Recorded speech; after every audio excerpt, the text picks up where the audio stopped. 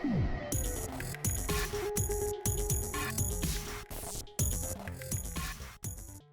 everyone, Steven here, and today I have a monitor that I've had on my list for most of last year, the ROG PG32UCDM. This, along with the Alienware AW3225QF, along with the AORUS FO32U2P, have the specs that I've been waiting for with an OLED. The big question here is this going to be worth it in 2025 as we await the release of other OLEDs this year? I will note that looking at CES 2025 this year, there weren't too many direct competitors with this monitor in terms of specs. We have the MSI MPG32URX, which essentially is this same monitor, but they do give you the DP 2.1A. That's the only one that I saw. Other than that, we have a lot of dual monitor modes where it's like 4K at 160 hertz, and then they'll double it if you drop down to 1440p. We're seeing a lot of 27-inch 4K 240 hertz monitors. It was things like that, and some ultra wides that are 45-inch where they are increasing the resolution. But again, not too many that are like a direct comparison to this that are doing a large leap in the specs here. So we're not seeing like jumping up to 360 hertz or increase the resolution or anything like that. It's subtle tweaks, like again, the upgrade from the DP 1.4 to the DP 2.1A, which that MSI monitor actually flew under my radar. I actually didn't realize that was coming out till after I've recorded most of this video, so you may hear me say like, man, I hope that they maybe do an upgrade with some of these monitors where they do bump the DP port up to the 2.1A. This one is going to cost $1,300, which is the regular price of these monitors when they first launch, but we're seeing these ones on sale now, and you do have the AORUS FO32U2P that actually has the DP 2.1 already, and that's on sale. So there's some things to keep in mind before jumping the gun and just buying that new MSI monitor. With that being said though, here I'm going to follow the same structure that I do with all of my monitor reviews. We will start with the specs first, then I will get into the in-panel settings. I will cover my test results. I'm also going to cover the ASUS Display Widget App and all the things that you can do from that. So if you don't want to work in the in-panel menu, you have another option via your desktop. And then I'm going to get into what I like, potentially don't like, in the gray area before wrapping the video up. With that being said, let's get into the specs. The ROG PG32UCDM is a 32-inch 3rd Gen QD OLED panel with a 4K resolution, 240 Hz refresh rate, and a 0.03 millisecond response time. This has an average picture level of 250 nits in a 100% window, a max brightness of 400 nits, and a peak brightness of 1000 nits. This has a contrast ratio of 1.5 million to 1 and true 10-bit color along with Dolby Vision. This covers 99% of the DCI-P3 color gamut with a delta E of less than 2. For ports on this, you will find one DP 1.4 with DSC. This has two HDMI 2.1s, one USB Type-C that can deliver 90 watts of power and be used as a video input. This also has 3 total USB 3.2 Gen 1 extension ports, with 2 of those running at 5 volts 0.9 amps and 1 running at 5 volt 1.5 amps. And all of these work with a built-in KVM switch that this has, so you can use multiple peripherals across multiple devices that are plugged in to the monitor. And last, for the audio, this has an optical digital audio out and a regular audio jack. For mechanical adjustments, this can raise and lower a total of 80 millimeters. This can swivel to the left and right 15 degrees, and this can tilt 5 degrees forwards and 20 degrees backwards. This can also be VESA mounted with a 100mm by 100mm pattern, which ROG has the Ergo monitor arm that would pair very well with this if you wanted to go with that option. And on the top of the stand, you will find a 1/4 tripod socket for mounting a camera, light, or microphone for streaming. For the panel finish, this is glossy, but it's not an extremely glossy panel. That goes to the Gigabyte MO34WQC that I've reviewed. That one almost looked like a mirror. Here you can still see reflections. It's still going to obviously bounce some of this light back, but it isn't as pronounced as other panels that are out on the market. Inside of the box, you will get the monitor, arm with base, ROG pouch, which has the power adapter, power cable, DP cable, HDMI cable, USB 3.2 cable, USB-C cable, VESA mount kit, which looks really nice with this thing. And then you get the ROG Light logo plate, which it attaches via magnets to the bottom of the monitor arm. You're going to get a logo version, just has the ROG logo on it, but they have some blank plates as well. So if you wanted to create your own, they're essentially like a silhouette image that would be then illuminated with the red lighting that you have on the bottom of the arm. Shifting over now to the panel menu, you'll find the menu button on the bottom of the panel. It sits behind the lit up ROG logo on the front, and here you have the radial menu button, which has quick access options if you just simply push them left, right, up, down. And there you can actually change those quick access options in the panel menu itself. I'm going to cover that here in a little bit, but if you click in this button, it actually brings up the main panel menu. Now to the left and to the right of this, you actually have two buttons that you can use as well. On the right hand side, it's just going to be the power button, but on the left hand side, you have another quick access button, which you can change what is assigned to that through the panel menu as well. Now I did the amateur thing of not updating the firmware for this before recording some of my video in terms of just the menu itself. So if you notice some of these just don't look the same, it is because of that. But this is the updated layout of the panel menu. For the tabs, you will find gaming, image, color, OLED Care, which used to be inside of the system settings tab. It now has its own, making it easier to actually navigate. Then you have input select, picture-in-picture / picture-by-picture, lighting effect, my favorite, and system setup. For the gaming tab, you have variable refresh rate, which this is G-Sync compatible. I've used that for almost all the footage in this review here. And then we have extreme low motion blur. That's going to be used mainly with consoles. It will help reduce any motion blur when you're running at 120 Hertz. And then you have Game Plus. Here you will find the FPS counter, crosshair, sniper night vision, timer, stopwatch, and display alignment. After that, you have Game Visual, which has all of your picture presets. For the picture presets, you have scenery, racing, cinema, RTS / RPG, FPS, sRGB cal or calibration, MOBA, night vision, and user.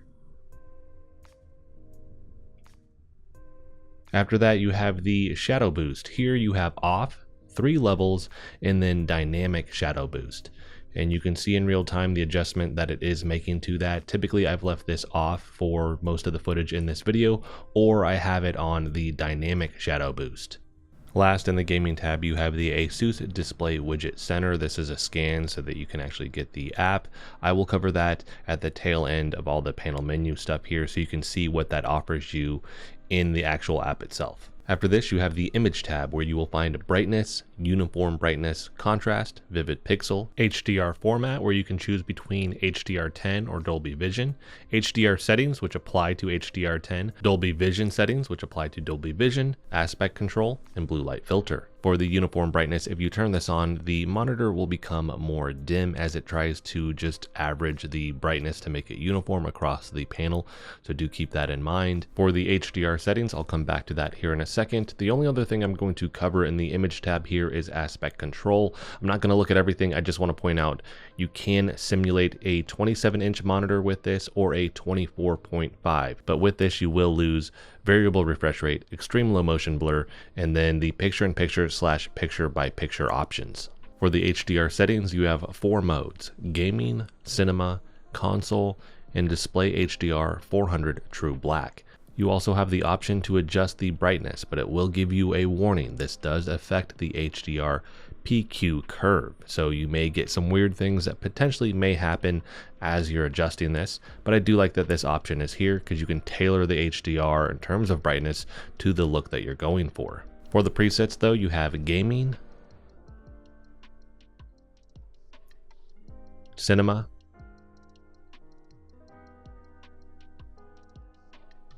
console, and the display HDR 400 True Black, which is what I've used for most of the PC HDR footage in this video. Next, we have the Dolby Vision. Here you're going to have bright, dark,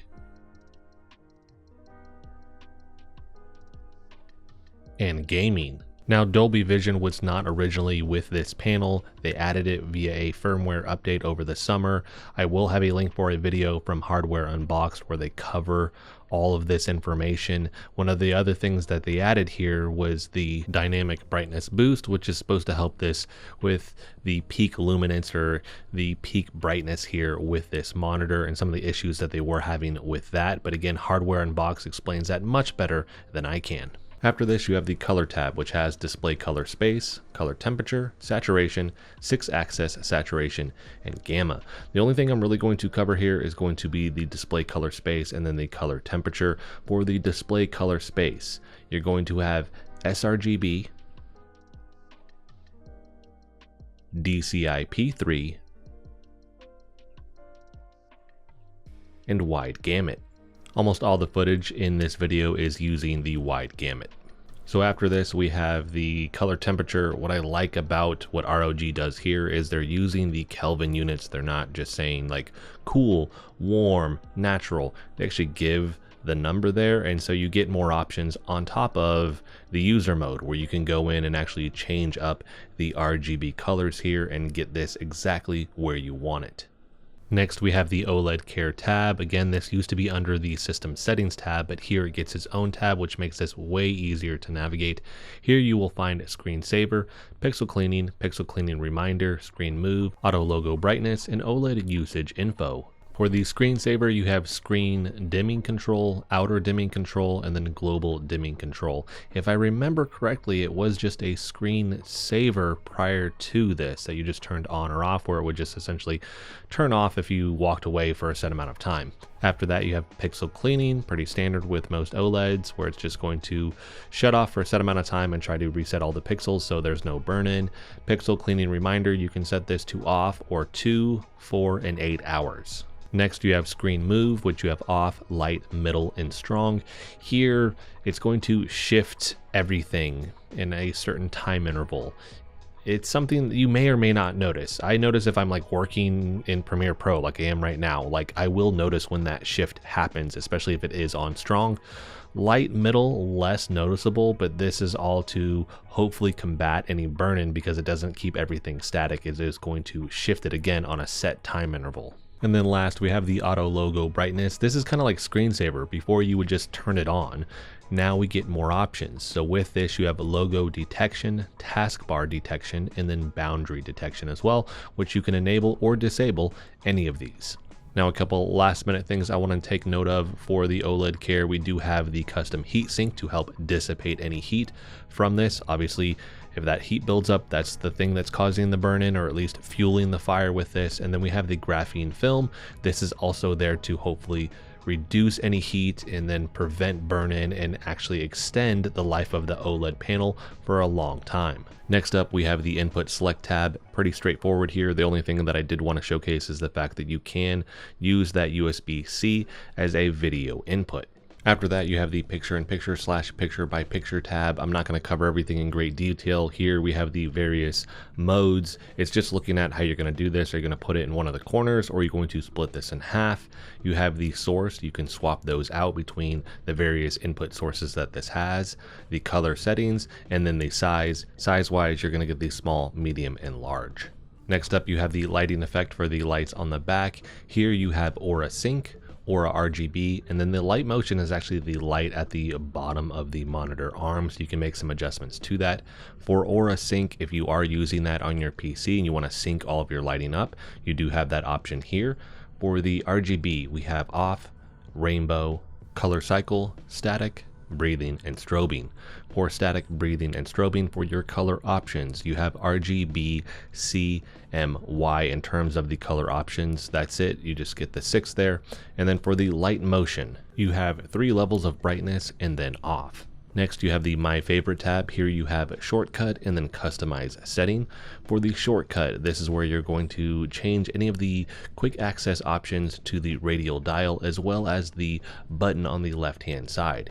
Here we have Game Plus, Game Visual, Brightness, Mute, Shadow Boost, Contrast, Input Select, HDR Setting, Blue Light Filter, Color Temperature, Volume, Keyboard Hotkey, KVM, Pixel Cleaning, Customize Setting 1, Customize Setting 2. All of these options for the radial dial will be the same for that quick access left button that you have as well. In terms of customized setting, you have 2 slots that you can save to. So you can change the picture and get everything set in the panel menu as you want it to be, and then you can save it to those 2 different slots. And then again, you can assign it to be a quick access option for you. And then last, we have system setup. I'm going to cover these as we kind of go through them, but we're going to have language, sound. There are no built-in speakers, so do keep that in mind. USB setup. This is where you can control the KVM switch. So we have auto detection, or you can set it to the USB-C or USB-B, which is going to be where your USB-As are kind of branching off of that input. For Type-C bandwidth, here you have the 2.0 or the 3.2. And with this may have an impact on what it's going to work with. For instance, I'm using the MacBook with this, and I wanted to use the KVM switch via the USB-C cable as a display input as well. And it didn't want to connect unless it was with the USB 3.2. It would not accept the USB 2.0, so just something to be mindful of. USB hub, on during standby, off during standby, and then we have the keyboard hotkey. Next, we have the USB-C charging. This either has 65 watts or 90 watts. It is 65 watts by default. Keep that in mind. The good news is if you're connecting a handheld, your laptop, anything like that to this, it will actually charge it while you're using it. After this, you have the proximity sensor. You have off, high, middle, and low.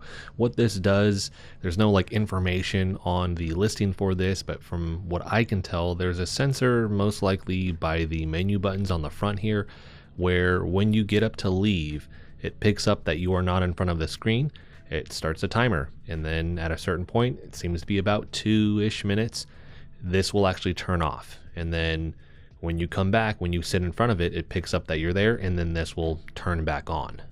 Now, I ran this before the update and after, and before it was actually having some issues, but after updating this, I actually didn't really have any issues with this.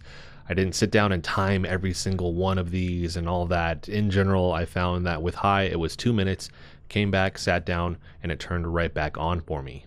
For the rest of these settings, we have power setting, OSD setup, display port stream. Here you can choose between 1.2 and 1.4. DSC support, so display stream compression.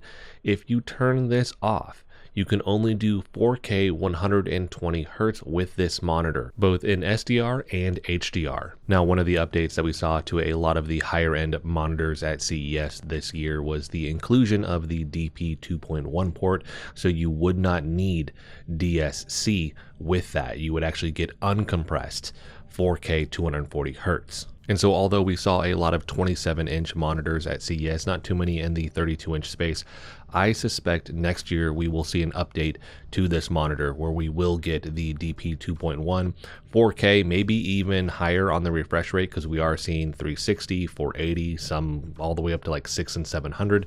So maybe we get an increase in the refresh rate, but I for sure think that the industry is going to be shifting over now to the DP 2.1 port and away from 1.4. I do want to note that you can use the 1440p resolution at 240 Hz uncompressed.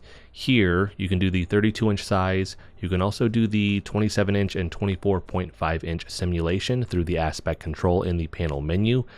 If you use those modes, if you turn HDR on though, everything in terms of text clarity will look very pixelated. If you leave it in SDR mode, it looks fine, but if you turn HDR on, it doesn't look so good in terms of text clarity.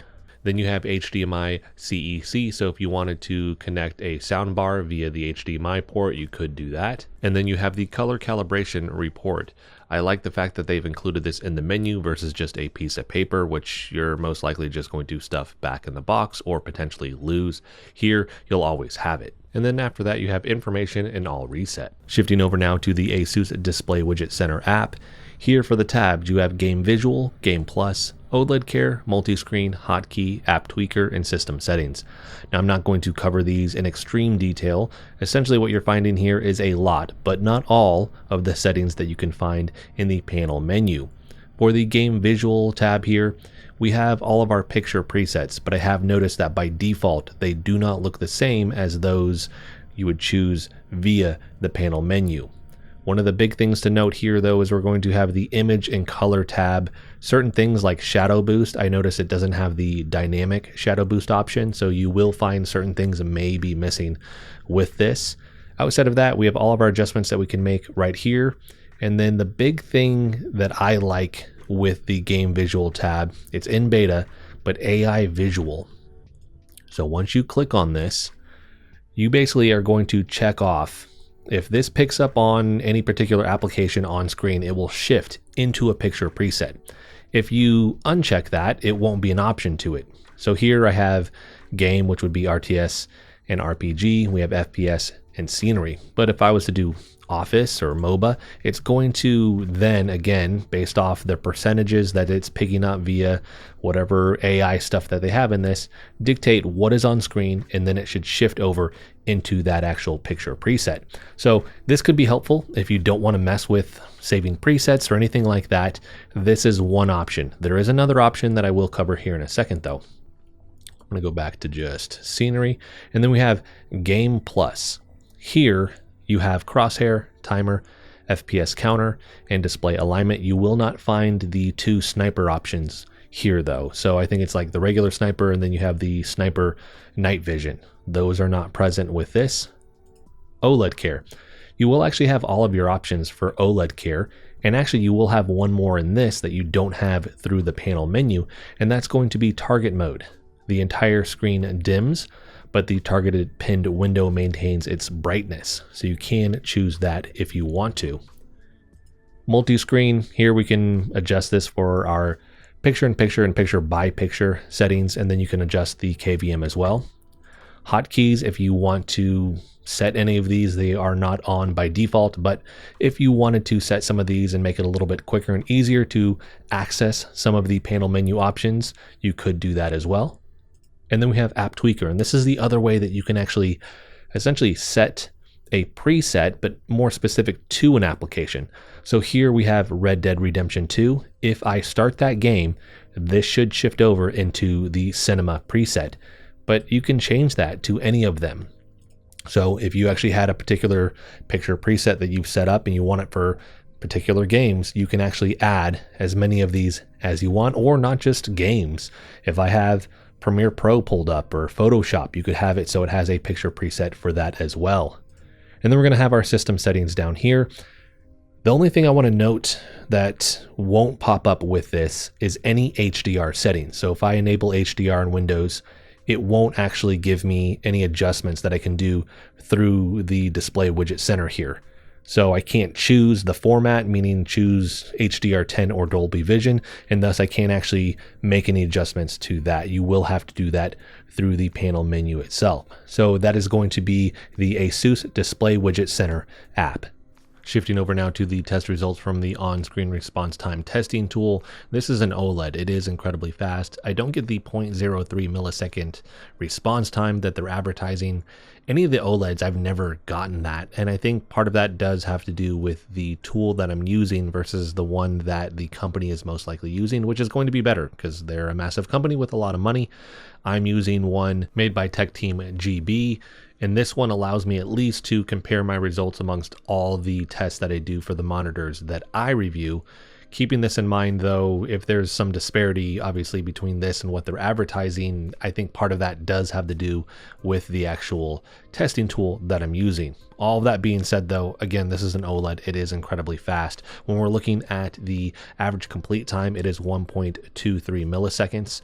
When we're looking at the essentially 02550, so that black, white, black transition, it is 1.5 milliseconds. RGB overshoot here, really nothing to see on here. You get a couple numbers, but there is typically zero inverse ghosting when it comes to OLED monitors because of how quick the pixel response is. So no inverse ghosting. And really, when we're looking at the perceived response time, what does this mean? It means that this is obviously the speed, and what comes with that is no ghosting. This thing is fast. So really no ghosting here, no inverse ghosting. So you're getting a very clear picture. The visual response rating is taking the perceived response time and then the RGB overshoot, and it's averaging those and then scoring it. This is like right over 95. So this is basically an A+ when it comes to this. So incredibly fast with this monitor. We have no ghosting, we have no inverse ghosting. I'm not getting, again, the 0.03 milliseconds that they're advertising, but overall, if I was to run a UFO test, that's really what I'm looking at. Am I seeing any ghosting or inverse ghosting? Am I seeing any black smearing when it comes to games? I'm seeing none of that. This is really top notch for this monitor. Shifting over now to my results from the Spider X color calibration tool. This is results for color gamut. And hopefully this provides some clarification and just confirming what ROG is advertising, because on their features page, they say 99% DCI-P3 color gamut coverage. And then on the tech spec breakdown, they say color space. But we have wide gamut, DCI-P3, and sRGB in terms of the color space options that you have inside of the panel menu. Similar results that I've seen across all of the various ROG monitors that I've tested that have these color space options. Wide gamut always has the best results, followed by DCI-P3, and then last by sRGB. Here, starting with wide gamut, we get 100% coverage of the sRGB, 95% of the Adobe RGB, 99% of the DCI-P3, and 92% of the NTSC. For the DCI-P3, we get 100% coverage of the sRGB, 87% of the Adobe RGB, 98% of the DCI-P3, and 85% of the NTSC. sRGB here is last. We have 98% coverage of the sRGB, 72%, which is a pretty significant drop for the Adobe RGB, 74% of the DCI-P3, and 68% of the NTSC. So you see the drop that actually happened there between that and both the wide gamut and DCI-P3 color space options. It just looks more dull overall is kind of what that translates to, while wide gamut and DCI-P3 just look more vibrant. With that being said, though, you may be somebody that needs the sRGB color space mode in order to edit photos or video or anything like that. Again, that is more specific to that color space versus the other one, so this does give you those options. For those that may be a little bit confused though, because ROG is talking about color space and I'm talking about color gamut, what is the difference here? Color gamut, the range of colors that a system can display, reproduce, or capture, is a 2D representation of the range of colors in a color space and can be thought of as the borders of that color space. Color space, a mathematical model that defines how colors are represented in terms of numbers. Each color space has a defined gamut, which refers to the specific range of colors it can represent. Saturation, a fully saturated color contains only a single wavelength and is considered the purest form of the color. So companies give different numbers. For gigabyte, I've seen they actually talk saturation a lot of times, sometimes color gamut or color space, but they actually give saturation more often. ROG talks a lot about color space, and then they do talk about color gamut, but you see all these different numbers. Hopefully this helps clear some of that up. Next, I want to cover what options you have for consoles. This is a newer section that I've been adding to videos because I do get a lot of questions on this. For the PlayStation 5, this is going to be 4K. We do get VRR, and you can see HDR supported, and then all the frequencies with that. And for non-HDR as well. Here we have 1440p, so you could use this with 1440p if you wanted to. And of course, we have 1080p. So you have basically full support across the board when it comes to this monitor. Looking at some of the other settings though, I do want to showcase VRR. We are good there. Even to unsupported games, you could still apply this if you wanted to. And then the auto low latency mode, you do have that option with the PlayStation 5 also.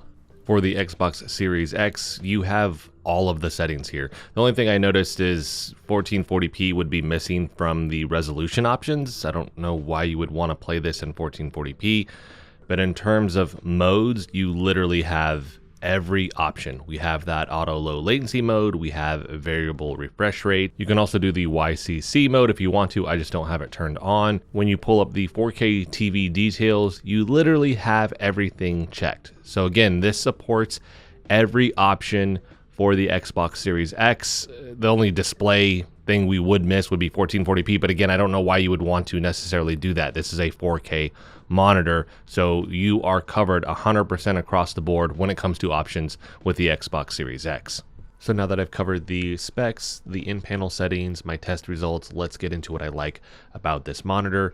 This for me is kind of the pinnacle of what I've wanted out of an OLED monitor. The 4K 32 inches with the 240 hertz is just a great sweet spot. You're getting the larger size. I prefer 32 inches over 27, and then you're getting the 4K visuals with that. So it's not 1440p where at that point it does look more pixelated. This just has the higher pixel density, so everything looks incredibly sharp and smooth. And then on top of that, we get the 240 hertz, but it's not just the 240 hertz, it's with that ultra fast response time. Now, my test results aren't showing the 0.03 millisecond response time, but when we look at a UFO test, I'm not seeing any black trailing, any ghosting, I'm not seeing any inverse ghosting. When you're playing games, this thing is just incredibly smooth. Now, for hardcore gamers, the 240 hertz may not feel like enough. You have options out there that are 360 hertz. We're starting to see 480 hertz. If you're looking at like a TN panel, I think those are going up to like 600-700 hertz now. So you do have those other higher refresh rate options that are out there, but something to consider is, can your hardware even hit that? I am curious to see what these new 5000 series GPUs can do in those instances, because it depends on the game, the settings that you're using. Are you at 1440p or are you going to drop down to 1080p? Those things impact obviously performance, so keep that in mind before saying like, hey, I'm gonna hit 700 hertz in this game. You may not. You may be hitting more 300, maybe 400 depending on your setup, but you do have a higher ceiling, where with this one, if I'm doing 4K, most of these games, if they're AAA games, aren't necessarily hitting 240 hertz, but I have a high ceiling where over time, and I am planning on hopefully getting a 5080 or 5090, I'm going to be closer to actually hitting and sustaining 240 hertz in most games. For the games like Doom Eternal, where it can hit 240 hertz, it's super smooth. How much of a difference do I notice between that and another game that's maybe hitting like 160 to 200, like Destiny 2? It's subtle, it is there, but it depends on what your eye is actually going to pick up as well. You start dropping down obviously a lot lower than that, then yeah, if I'm playing Helldivers 2 and it's only pulling in 80 to 120, then yeah, I notice that difference. If I drop down my settings, yeah, I can push it towards 240 hertz and you have that option there. But I like the 4K visual, so that's something that I'm willing to actually compromise on a little bit. But again, I'm hoping that with these 5000 series GPUs, I am getting closer to maintaining 240 hertz across the board.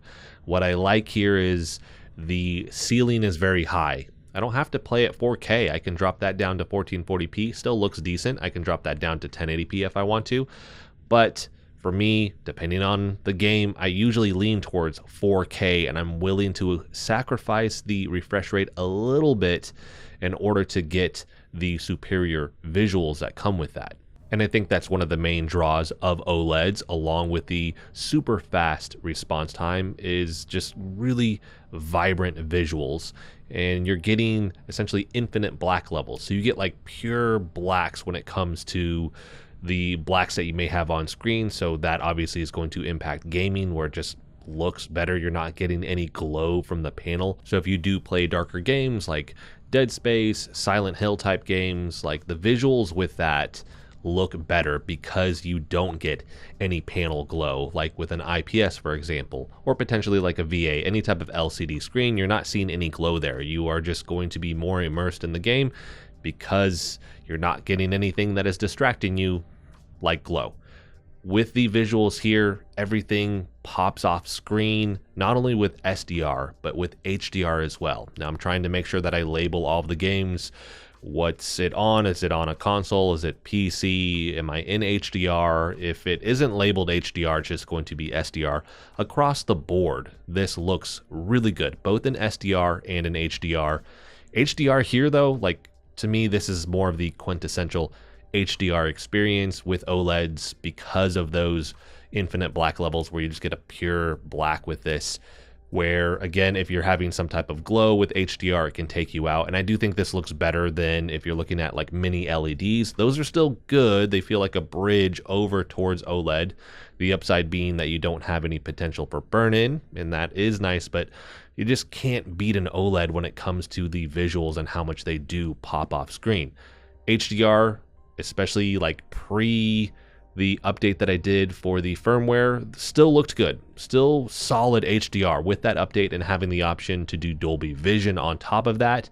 You have more options here, which is really awesome. You have really good HDR for HDR10 and what you find there, but Dolby Vision looks good as well.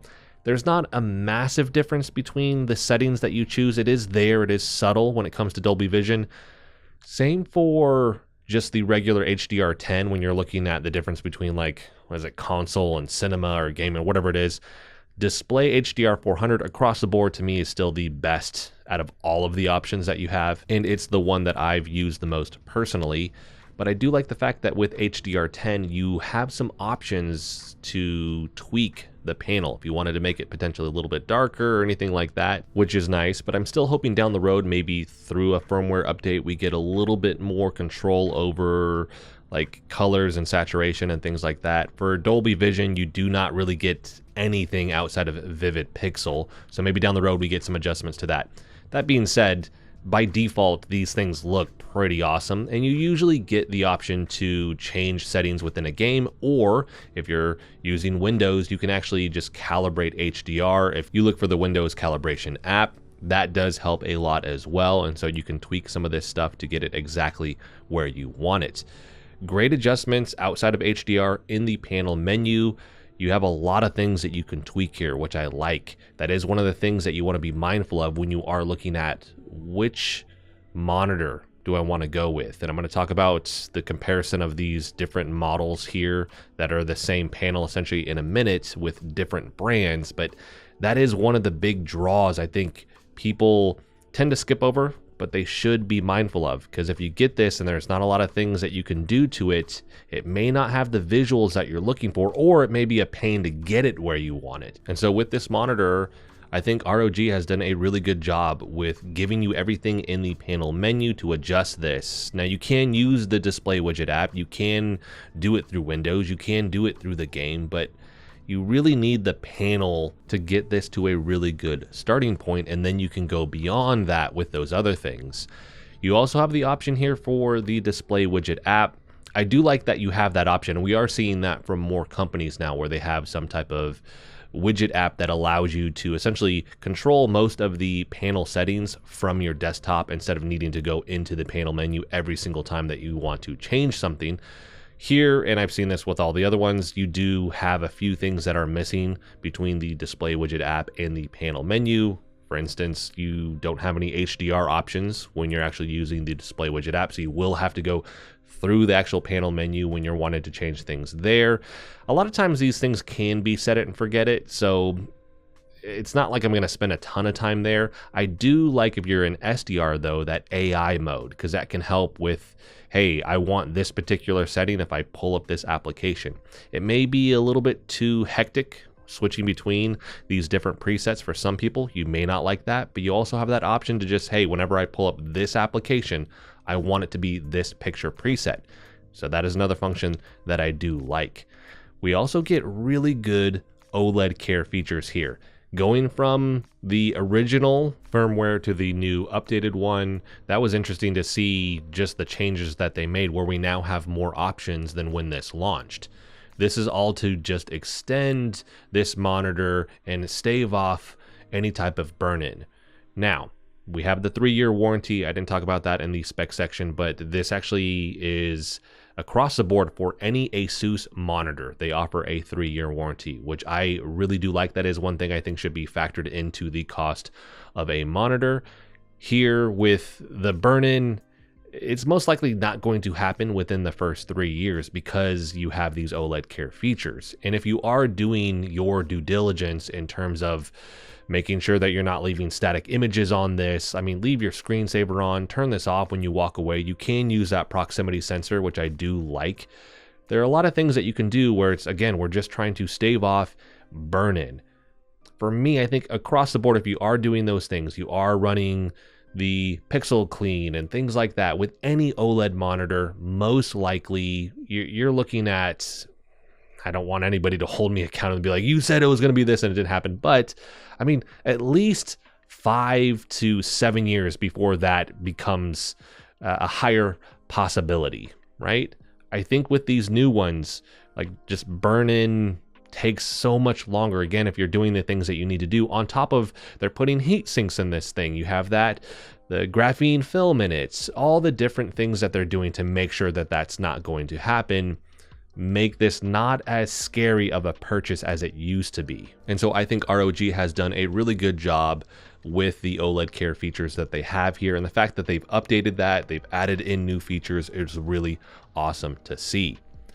Here we have the 3rd gen OLED panel. Usually get a question about text clarity.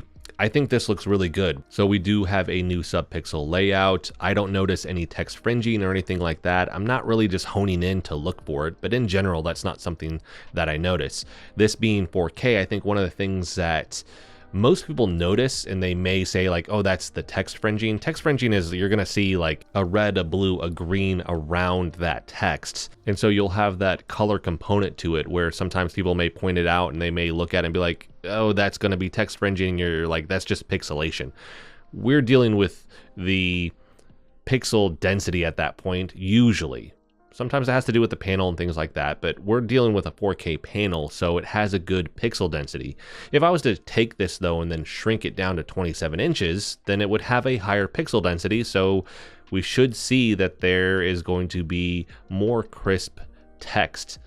This 4K 32 inches is going to have 138 pixels per inch.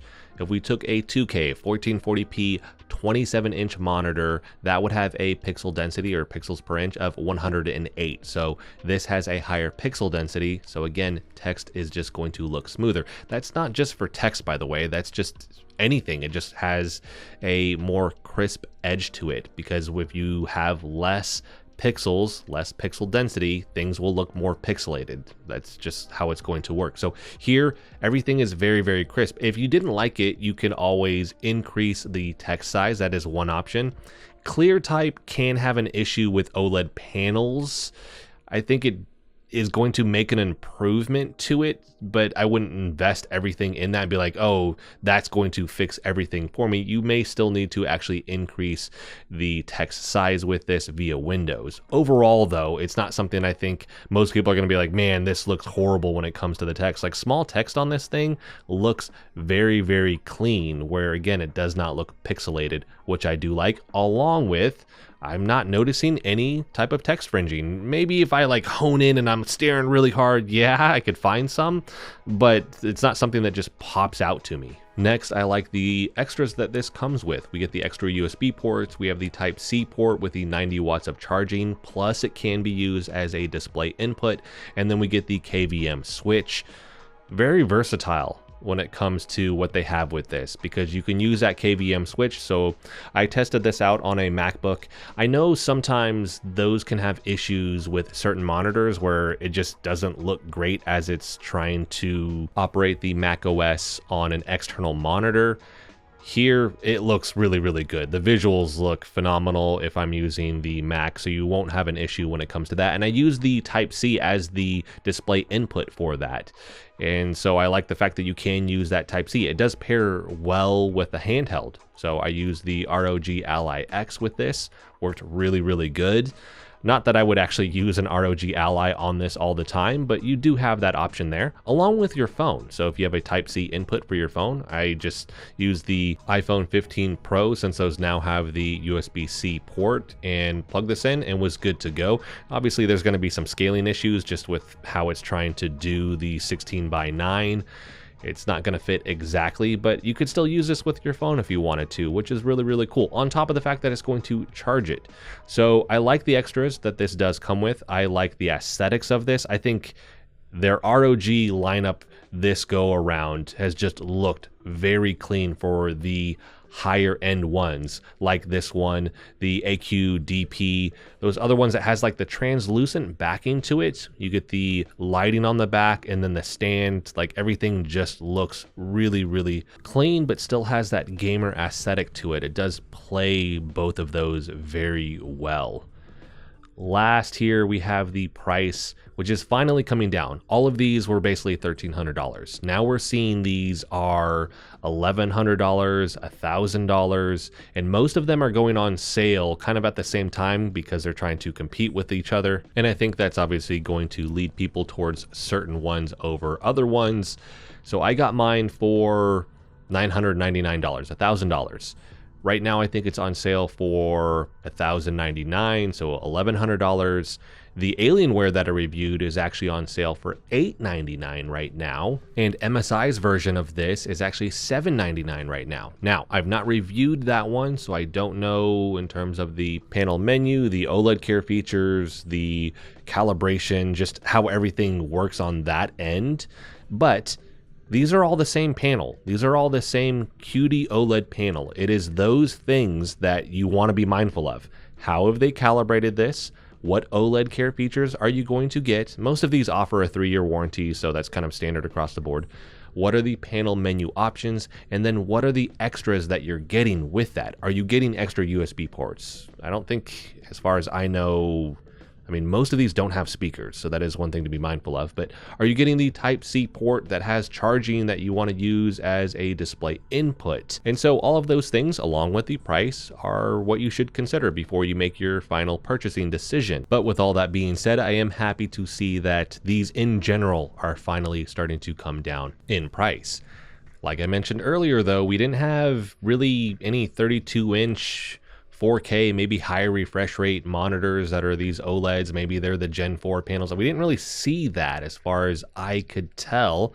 I wasn't at CES, but just trying to gather as much information as I could. Wasn't something that really was out there. What I think we're going to see, like I mentioned earlier also, is next year maybe we see one that has the DP 2.1 support, so you're not needing to use the display stream compression, because if you turn that off with this panel, you're only going to get 120 hertz. I would say that's something that I would want people obviously to be mindful of, but that may deter people from getting this. They may want to wait until we get that update. Maybe later this year. I could also just see them doing a refresh on this where we get essentially everything else is the same, but you do get the inclusion of that DP 2.1 port here. Shifting over to the negatives now, I'm happy to report I don't have any standout negatives. So if there was horrible performance here, I was having issues with anything, this is where I would talk about that. I just haven't had any issues, and the performance for me has been top notch because I know going into this what I'm expecting. Now, I do have a handful of gray area things which you may or may not care about. Here, I'm actually going to start with the price on this one, because if I'm looking at the MSI one, and that's on sale for $799, and we're looking at pretty much the same panel, very similar with everything that you're finding there, even if it's, hey, an unknown, I don't know in terms of the panel settings and calibration and all that because I haven't seen it in person. Obviously, you could watch other reviews. I do want to review that monitor, but I may lean a lot towards that just solely based off of price, because even if it doesn't have some of the extras, for instance, that I'm looking for, like $300 is a lot of money, and that is a big price difference. You can wait and hopefully see like, oh yeah, this one does drop down to $1,000. Maybe here in the next handful of months, we see it at $899, and then it is a more plausible option for a lot of people to go that route. But with the larger price disparity, I think a lot of people are going to lean towards the MSI monitor. Next, this only has the DP 1.4 with DSC. It doesn't have the DP 2.1, so you can't get the full 80 gigabytes per second of bandwidth where you could actually just have this uncompressed. I always forget that I reviewed this monitor because it didn't get as many views, but the AORUS FO32U2P is basically the same panel. We're getting the 4K 240 Hz 0.03 millisecond grade-to-grade response time. You're getting all of that stuff, but they actually have the DP 2.1. That was the main difference between the regular version and the P version, which is the Pro version. And like I mentioned earlier, maybe we see an upgrade to the ROG monitor here where we do get that DP 2.1. This one's already out though. And in terms of price, it's not typically on as big of a sale as these other monitors, but the same standard price was $1,300, which all of these were $1,300 for the most part. This right now, $1,150.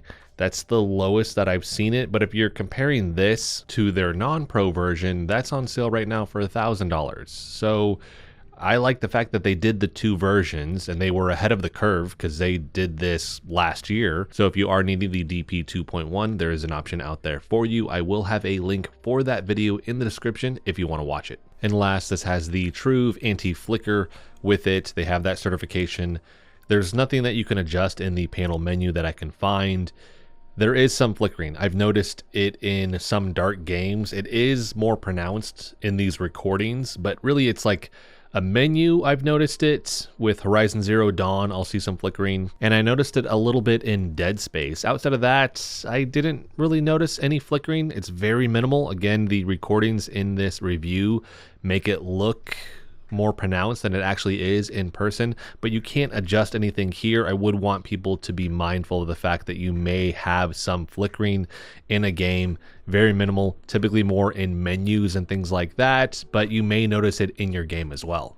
And that's actually going to wrap up the gray area stuff. So in conclusion, this is an incredible monitor that offers a lot in terms of the panel settings, what you find for OLED Care, and then their calibration that they've done for this panel. Now, when comparing this to the AORUS monitor that I've been talking about, along with the Alienware, you have to look at the subtle differences that they have because, again, this is the same panel. You're going to want to go with the one that best suits your needs. If you need a DP 2.1 port, then go with the AORUS. That one has great OLED Care and it has solid calibration and in-panel settings. When you're looking at the Alienware, at least when it first launched, I don't know about now because they've most likely done some firmware updates, I did not like the calibration for the monitor. It just wasn't as vibrant, especially when I'm comparing it to this monitor or the AORUS monitor.